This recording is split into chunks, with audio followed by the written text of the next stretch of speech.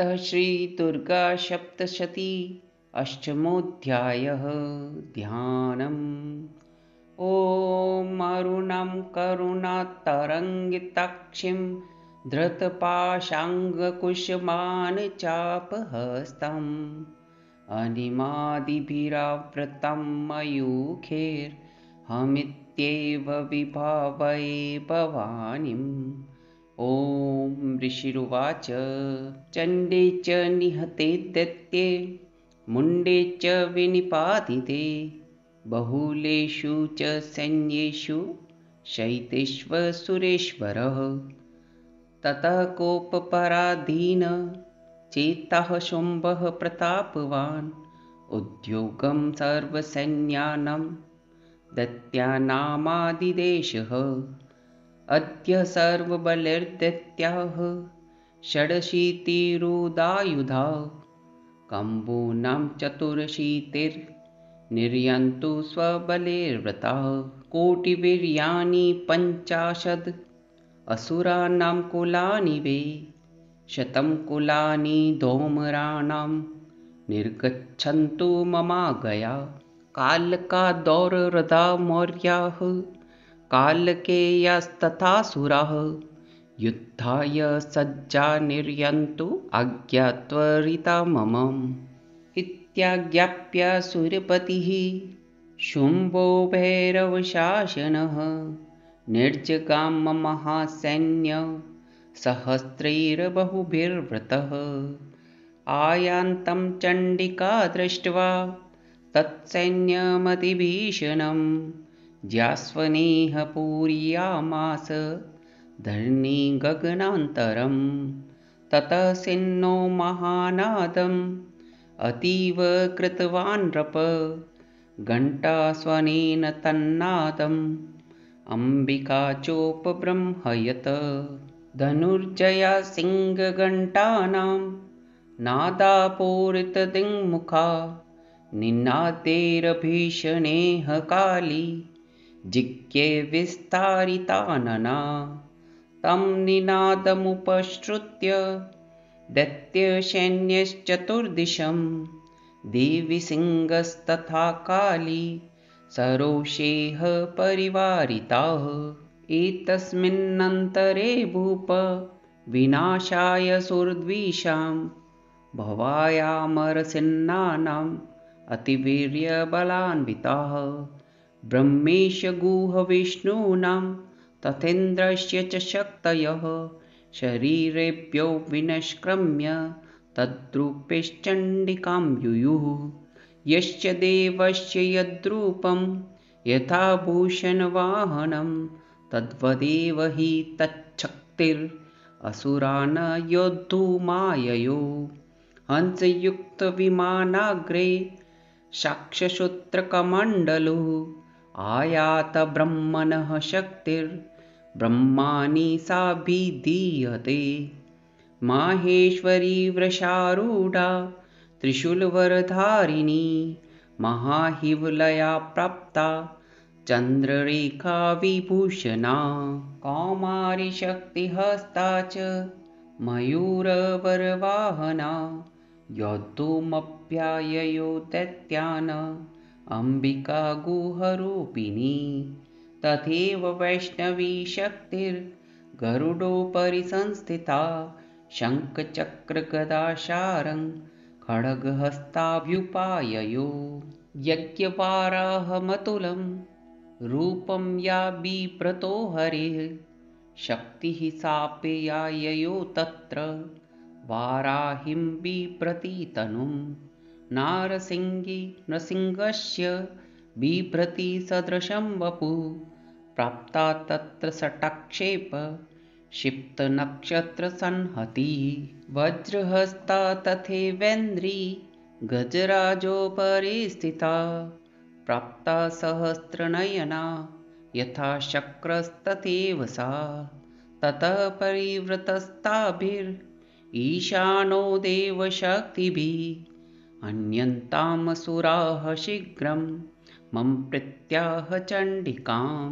ततो देवी शरीरात्तु विनिष्क्रान्तातिभीषणा चण्डिका शक्तिरत्युग्रा शिवा शतनिनादिनी सा चाह धूम्रजटिलम् ईशानं पराजिता दूतत्वं गच्छ भगवन् पार्श्वं शुम्भनिशुम्भयोः ब्रूहि शुम्भं निशुम्भं च दानवावति गर्वितो ये चान्ये दानवास्तत्र युद्धाय समुपस्थिताः त्रैलोक्यमिन्द्रो लभतं देवाः सन्तो हविर्भुजः यूयं प्रयात पातालं यदि जीवतुम् इच्छथ बलाबले पादथ चेद भवन्तो युद्धकाङ्क्षिणः तदा गच्छत्रप्यन्तु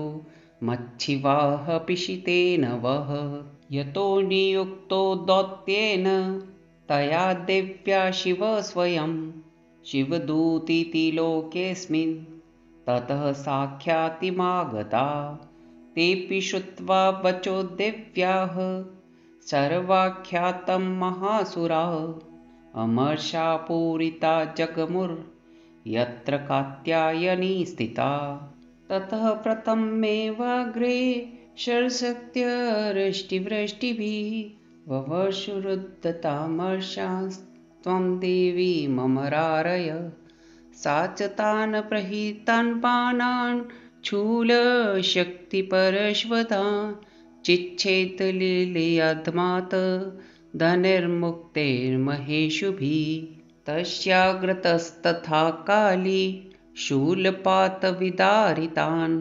खड्वाङ्गपोथितांश्चारीन् कुर्वती व्यचरत तदा कमण्डलुजलाक्षेप हतवीर्यान् हतोजस ब्रह्माणि चाकरोच्छत्रुन् येन स्मदावती माहेश्वरी त्रिशूलेन तथा चक्रेण वैष्णवी दैत्याञ्जगान कौमारी तथा शक्तयातिकोपना ऐन्द्रिकुलिशपातेन चक्षो दैत्यदानवाः पैतुरविदारिताः पृथिव्यां रुधिरोगप्रवर्षिणः तुण्डप्रहारविध्वस्ता दंष्ट्रागृक्षतवक्षस वाराहमूर्तयान्यपतञ्चक्रेण च विदारिताः नखैर्विदारितांश्चान्यान् भक्षयन्ति महासुरान् नारसिंही चचाराजो नादापूर्णदिगम्बरा चण्डाट्टहासेरसुराः शिवदूत्यभिदूषिता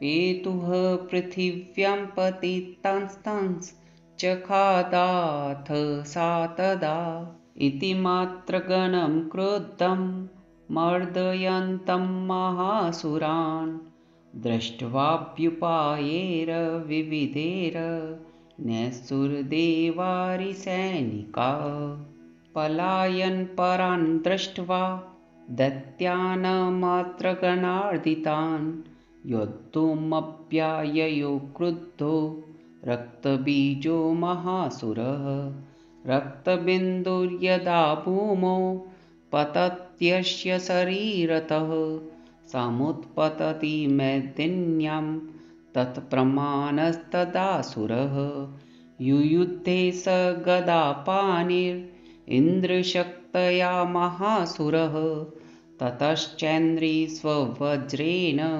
रक्तबीजमताडयत् कुलिशेन हतस्याशु बहुसूस्त्रावशोणितं समुत्तस्थुस्ततोद्योद्धास्तद्रूपास्तत्पराक्रमः यावन्तः पतितास्तस्य शरीराद्रक्तबिन्दवः तावन्तः पुरुषा जातास्तद्वीर्यबलविक्रमाः ते चापि युयुधुस्तत्र पुरुषा रक्तसम्भवा समं मात्रभिरत्युग्र शस्त्रपातातिभीषणम् पुनश्च वज्रपातेन सतमस्य शिरो यदा विवाहरक्तं पुरुषास् ततो जाताः सहस्रशः।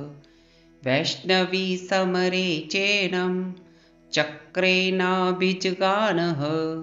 गदया ताडयामास ऐन्द्रितं सुरेश्वरम्। वैष्णवी चक्रभिन्नस्य रुधिरस्रावसम्भवे। सहस्रशो जगद्व्याप्तं तत्प्रमाणेर्महासुरैः। शक्तया जगान कौमारी वाराही च तथासिना। माहेश्वरी त्रिशूलेन रक्तबीजं महासुरं। स चापि गदया दैत्यः सर्वा एवाहनत् पृथक्।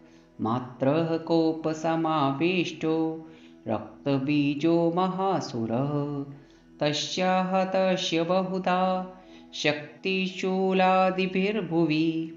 पपातयो वे रक्तोगस्तेनासञ्छतशोऽसुरा। तेष चासुराश्रक्षसम्भूते सूरेः सकलं जगत्। व्याप्तमासीत् ततो देवा भयमाजगमुरुत्तमम्। तान् विष्णान् सुरान् दृष्ट्वा चण्डिका प्राह सत्वरा।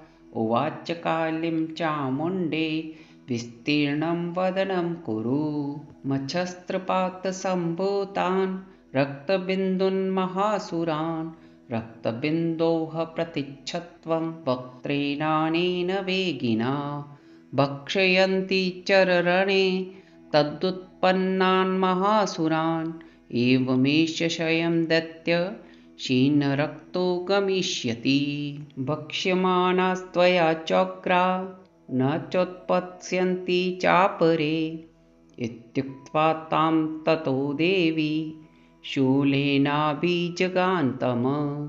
मुखेन काली जग्रहे रक्तबीजस्य शोणितं।